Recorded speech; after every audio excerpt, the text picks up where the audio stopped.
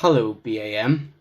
As our topic is ancient Egyptians, I thought it would be a good idea to read you some of my favourite myths, stories, and Egyptian legends, okay? So some of these stories, just as a warning, can be quite scary, almost like some of the Greek ones we've done before. So, this one is the legend of Isis and Osiris. If you have been doing some of your studying, you might know that these are two very important Egyptian gods. So I'm going to tell you the origin of the gods. Once upon a time, a long time ago, when the earth was new and everything was just beginning, the earth was covered with water. An egg floated on the water, just one egg. When that egg hatched, Ra was born. Ra did not want to spend his time floating around, doing nothing, so he flew into the sky and became the sun. Ra dried up much of the water and made the land. Ra was lonely, so he made a wife. He named her Nut. Ra made many gods and goddesses to keep him company. He put them all to work. His children were very busy running the world. Still, they took the time out to have their own children, because children were glorious things to have. Soon, there were many gods and goddesses. Ra was the father, or the grandfather, or the great-grandfather of them all. All children are glorious, but to Ra, one child was especially important. That child was his grandson, Osiris.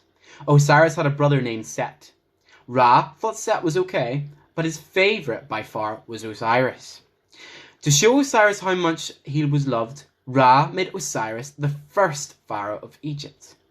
Osiris married Isis, his one true love, and the king, Osiris, and queen, Isis, settled down quite happily with their son, the prince named Horus.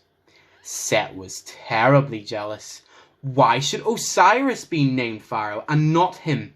In a fit of anger, Set killed his brother Osiris and chopped him into hundreds of little pieces. He threw the pieces into the Nile River. Set was sure he would get away with the killing. But you know how rumours spread. Isis soon heard what Set had done. Isis managed to gather the pieces of her beloved Osiris. She brought these pieces to her good friend Anubis, the jackal-headed god. Anubis was very clever. He managed to put the pieces of Osiris together again, but he did not have the power to bring him back to life, so that Osiris could retake his place beside his beloved Isis and rule Egypt as Pharaoh once again. When the great Ra heard about it, he was furious. He gave Osiris a new job, an even better job.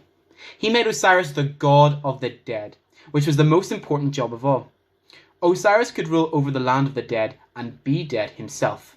In fact, he would have to be dead to enter the land of the dead. So things worked out very well, or so Ra believed. When the young Prince Horus heard what his uncle Set had done, although he was still only a boy, he tracked down his uncle Set and murdered him.